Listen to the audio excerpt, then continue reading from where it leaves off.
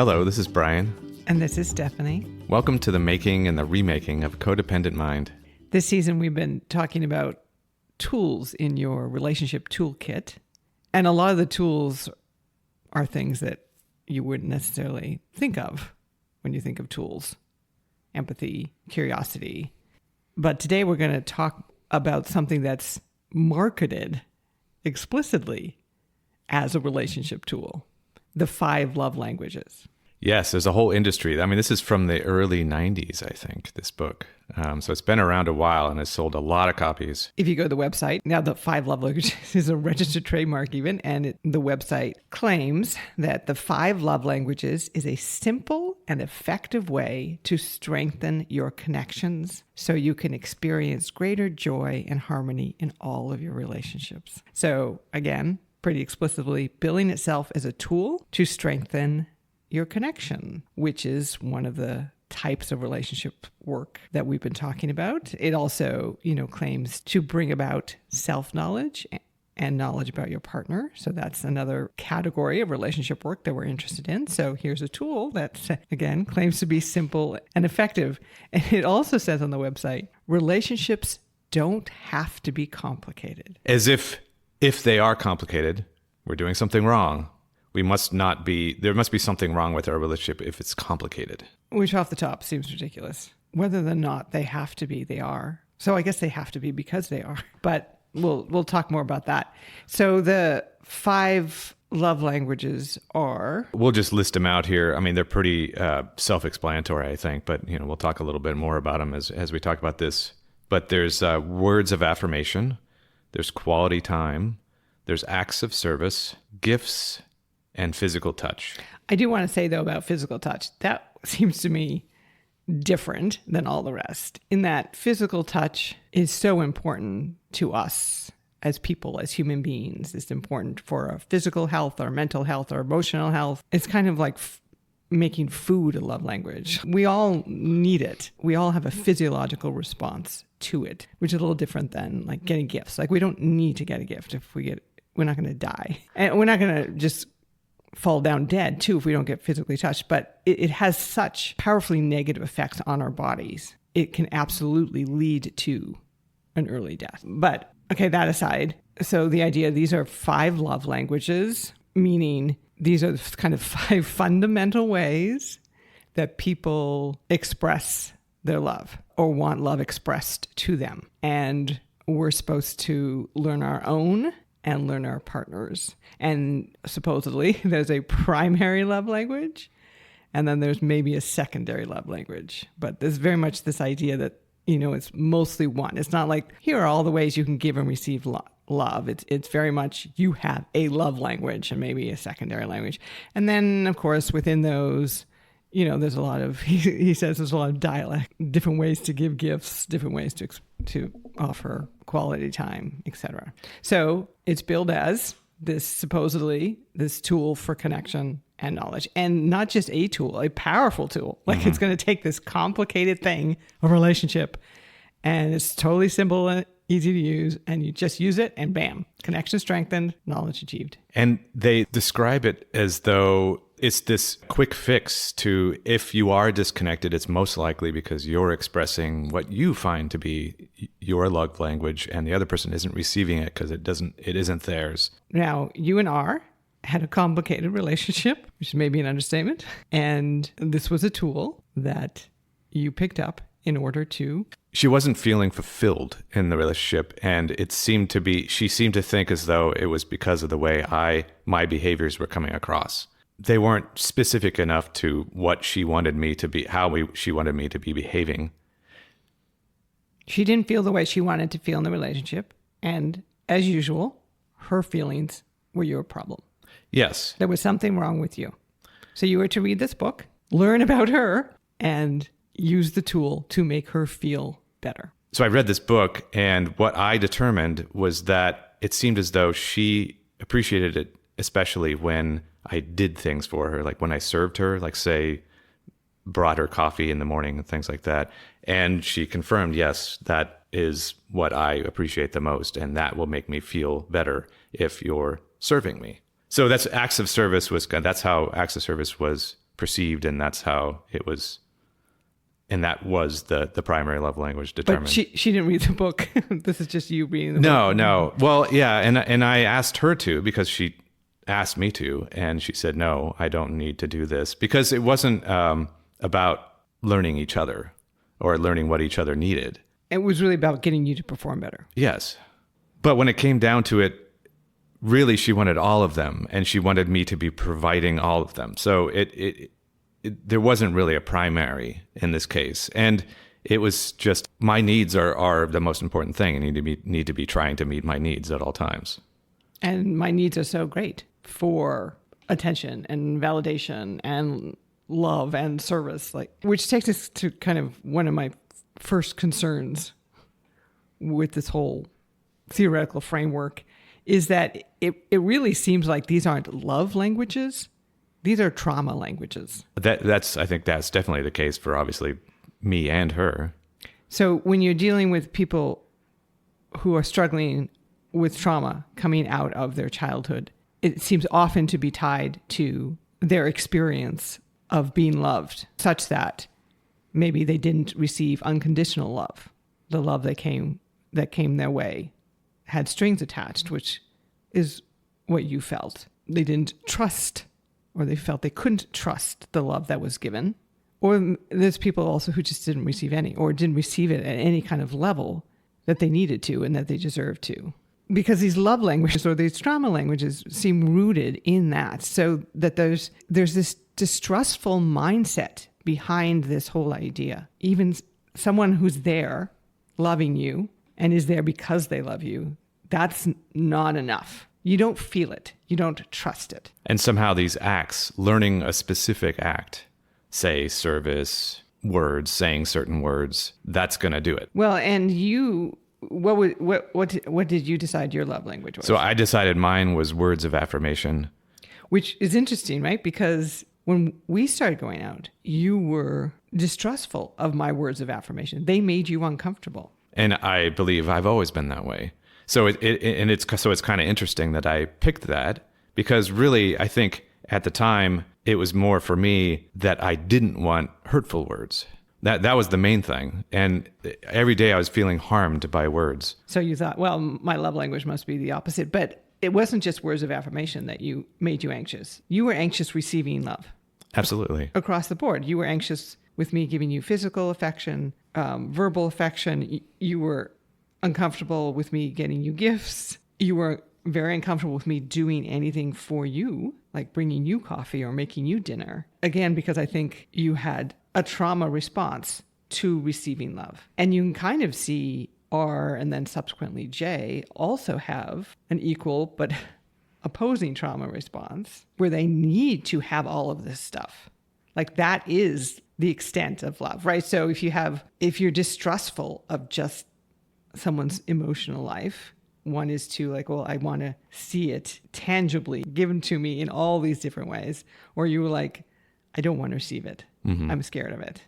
Yeah, well, and I think it's interesting because what I don't remember from those dialogues was whether or not I actually felt it. Like it didn't kind of matter whether I meant it, really. Like she wasn't interested in whether I actually wanted to do these things or really actually legitimately loved her.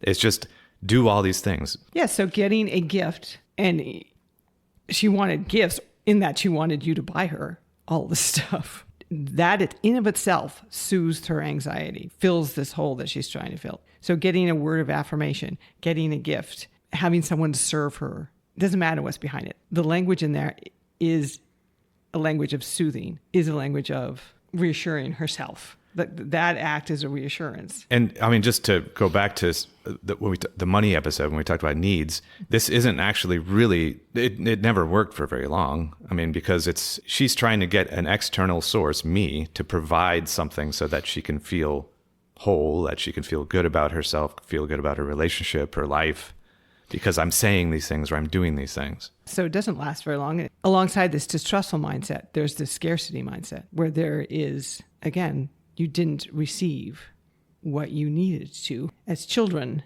And then so we have codependence strategies like, well, I will just not want or expect or need anything. And then that's how I'll address my scarcity. And then our narcissistic people more, I will expect and want everything. And that's how I will address my scarcity. Or you can mix it up and do a little bit of both, right? But there's this idea there's not enough out there. So I need to consume, or I don't need anything. So I'm okay. So yeah, you talk about our early relationship. It's not that I didn't trust you, but somehow I just did not trust receiving in general. I mean, I just was not used to it. I never really had. And when I did, I didn't trust it. For most of the relationships in my life, it didn't feel genuine. It didn't feel like this was an actual connection. So oftentimes it may have even been manipulative. But at the same time, also, I needed these things. So it was a difficult balancing act. So if I did receive them, maybe it would work to some extent, kind of like me providing these things for R. Maybe it'll work for the day or the afternoon or whatever it is. But then it's not going to work very long term because I'm not actually providing the things that she didn't get throughout her life either. And you've talked about the beginning of the relationship with Jay, where there was heavy love bombing and including major words of affirmation alongside of kind of abusive behavior and language. But you feeling that as, oh, she's better than R. Like I'm moving into a situation where I'm getting this love that I wasn't getting from R. Yeah, I think I used that to fuel that narrative that I had at the time, that I was, because there was crossover between those two relationships where I'd go from R to where it's nothing but disdain and insults. And then I go to this other place where Jay's telling me I'm handsome and sexy and all this kind of stuff. And I'm like, whoa, all right, that's nice affirmation. That's a nice difference from receiving only negative words. You know, on the other hand, we're talking about a dysfunctional relationship. And we say in the tools that we discuss here and in the next book, you shouldn't use any of these tools to prop up a dysfunctional relationship. But even in a functional relationship, so let's talk about our relationship. You know, one thing that both of us had noticed about looking at these quizzes that you can take, including one on the official site, is that we both seem kind of drawn to the things that we're not getting out of the relationship. Well, this goes back to the R example. That's exactly what, you know, it wasn't necessarily that I wasn't getting, but it was I wanted to not be insulted. So it was like this kind of extreme version of that. But I've heard other people say this same thing. I don't know if it was a comedian or something, but I've heard more than one person say that exact same observation, was that, oh, it's most likely going to be whatever you're not getting. Because if you are getting it consistently, then you might not think of that as being a love language necessarily. Or your primary language, because the quizzes ask you to prioritize among the only five. And so I just recently took the test, and that's exactly what happened. So one example would be you have to choose between what's more meaningful to you. And my choice was something like your partner brings you a gift after traveling. And the other one was your partner spends an evening with you, something like that, to indicate quality time. So, you know, putting gifts versus quality time. Well, I don't actually really care that much about gifts, but in that situation, I would choose the gift because we spend the evening together all the time. So it's not like I'm missing the gifts, but yeah, like if you suddenly came home with a gift, I'd be like, oh, wow, this never happened. So yeah, it's more rare, right? It's more rare, right? So it's not really telling me anything about me. It's just telling me about my current situation, my relationship, which has some value. But it's supposed to be telling something about me, like something inherent to me. And it turns out, according to this quiz, my primary language, like it's 30% or something, was physical touch. I couldn't see the rest. I have to pay to see the rest, and I'm not going to do that. And what's funny about that is like, well, I already knew that. I mean, I know that I like physical touch in a relationship. I didn't need to take a quiz to learn that. I learned that the old-fashioned way, in that I've had relationships, and I've had relationships in which there was a lot of physical affection because we were both people were comfortable with that, and relationships in which it wasn't physical affection. And, you know, it's not like I gave up on the relationship that didn't have physical affection. It's, in fact, my longest relationship. But I missed it. I like that in my life. I enjoy that in my life. So that brings us to what I think is the biggest problem with this tool, is it's so reductive. So it can be a tool, I guess, for knowledge, but it is not actual knowledge. You don't take a quiz and know it about yourself. It can be a tool for connection, but it is not actual connection. Exchanging your love languages does not make you more connected. And even performing your love languages doesn't lead to actual connection. Yeah, I mean, I think about, okay, let's say mine's touch or yours is touch, and I learn that. And I go, okay, great. Well, I'm going to make sure to always hug you once an hour or something. There we go. I've done my job. I've touched you. Or I suggest we always sit next to each other on the couch and I put my arm around you. Like, there we go. That was easy. Yeah, and in fact, that's what you did in the relationship with Jay, and that's how you decided that guys were intimate, because you sat together close and cuddled. Right. And quality time too, because I mean, I considered quality time, and I've read that this being an example, it's not just quality as in like we're having a great conversation. It could also even just be doing something together, like watching TV. And so I had that nailed too. And I mean, that's pretty simple. So you're doing this. It doesn't matter if you actually feel connected through this experience, as long as you're doing it. That seems to be the main point. All of these things can be ways to express love, but it is not actually love. This is what you were just saying. It could be manipulation, it could be obligation, it could be any number of things. So really, there's no shortcuts to knowledge, and there are no shortcuts to connection. It just seems to me that you take this quiz and either you don't learn anything about yourself, which is my experience. I didn't learn anything about myself, zero, that I did not already know. Or you do, and then why? Like, why do you have to take a quiz, an online quiz, to learn what things you want or need or value in a relationship? In my case, being like, oh, words of affirmation. What did I learn? Actually, I learned, because what I came to find, as you said, they actually made me uncomfortable receiving actual, real, legitimate words of affirmation. So what did I learn exactly? You got false knowledge because you let a quiz tell you how you feel rather than doing the work yourself. It's like a misdiagnosis or something. Absolutely, which can be very damaging both to the individual and to the relationship. You're like, oh, all we need to do is find out each love languages, and then this complicated relationship will be simple. And then it's not. So then what? We learn the wrong language. Try again. Take the quiz again. Right. Just keep taking the quiz. You get the answer. Yeah, that's just reductive nature of the tool, I think, can make it actually destructive and make its utility really questionable. Well, let's see if is there any way that this love language tool framework is helpful.